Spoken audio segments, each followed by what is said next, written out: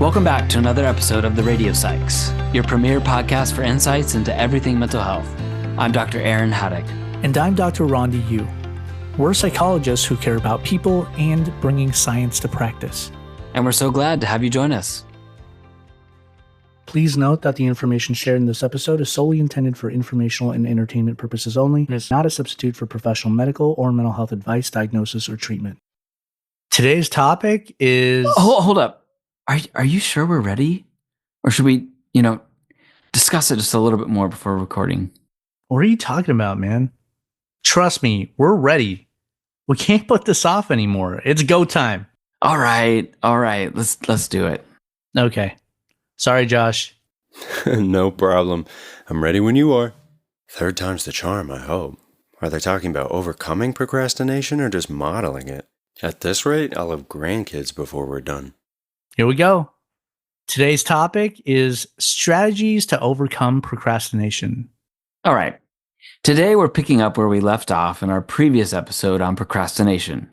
If you missed it, in that one we covered what procrastination is and the psychology and neuroscience behind why we do it. That's right. And this is important because the first step in overcoming procrastination is understanding the reasons why we do it, the function it serves in our lives, and the thoughts and emotions often lurking behind it. In today's episode, we're going to focus on science-backed ways to deal with it.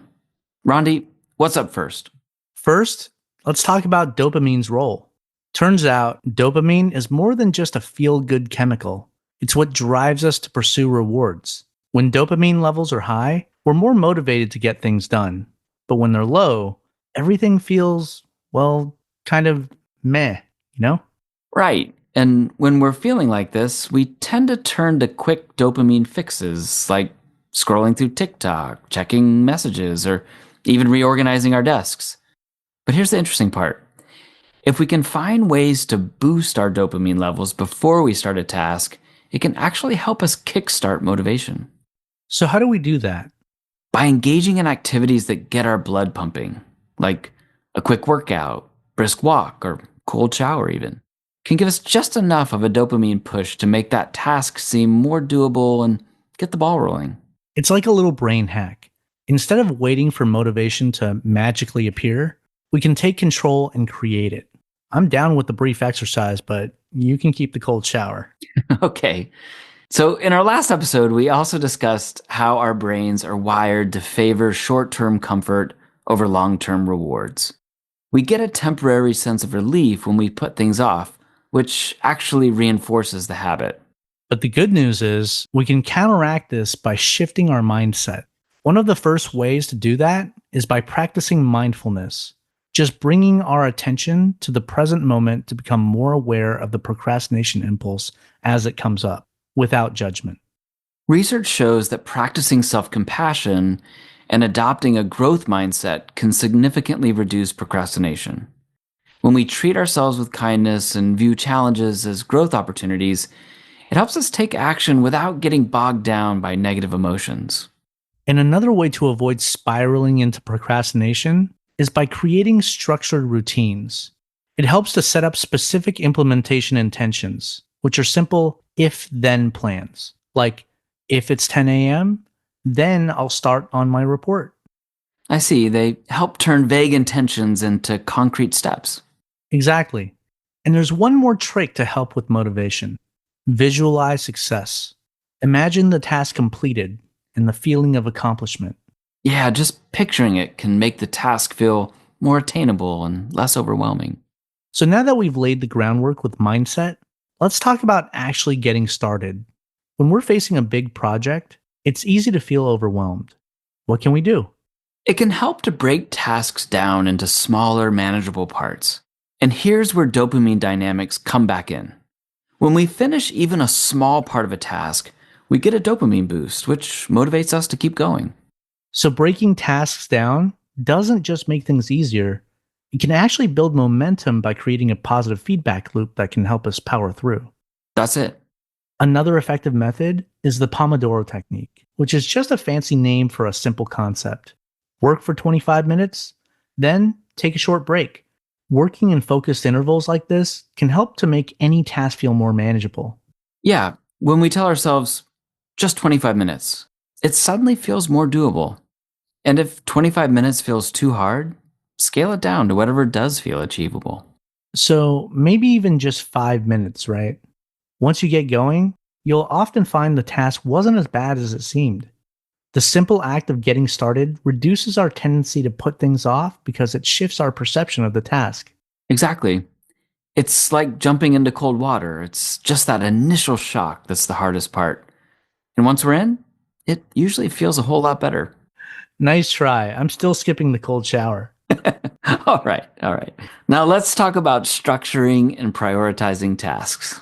What you got? One powerful tool is the Eisenhower matrix, which helps us sort tasks into 4 categories: urgent and important, important but not urgent, urgent but not important, and neither. It's a simple 2 by 2 grid based on urgency and importance. The goal here is to act on tasks that are both urgent and important. Schedule what's important but not urgent. Delegate tasks that are urgent but less important, and drop the rest. It's a quick way to prioritize without getting overwhelmed. And when paired with specific goal setting, it's particularly powerful. By setting clear goals, you're giving yourself a roadmap. So instead of deciding every step as you go, you're already set up to succeed. Right. In this way, it helps us reduce the mental load of making constant decisions. When we have a clear structure, prioritizing becomes easier and we're less likely to drift toward procrastination. Exactly. So now that we have a structure, let's talk about distractions. Our devices, phones, computers are full of tempting distractions, right? Yeah, absolutely. One of the simplest ways to stay focused is to disconnect. Turn off notifications, maybe even put your phone in another room or use an app to block distracting sites. And beyond just staying focused, accountability can make a big difference. Finding an accountability partner, someone who checks in on your progress, adds a layer of commitment that helps keep you moving forward. Yeah, it's definitely harder to delay when someone's cheering you on or expecting updates on progress. All right, let's bring it all together with something that often makes the biggest difference: connecting tasks to our personal values. When we tie our tasks to something meaningful, like our goals, relationships, or values, they feel less like chores and more like purposeful actions. That's right. If we recognize why each task matters to us personally, it becomes more than just a box to check. Instead, they're steps toward what we care about, toward creating a life that reflects who we want to be.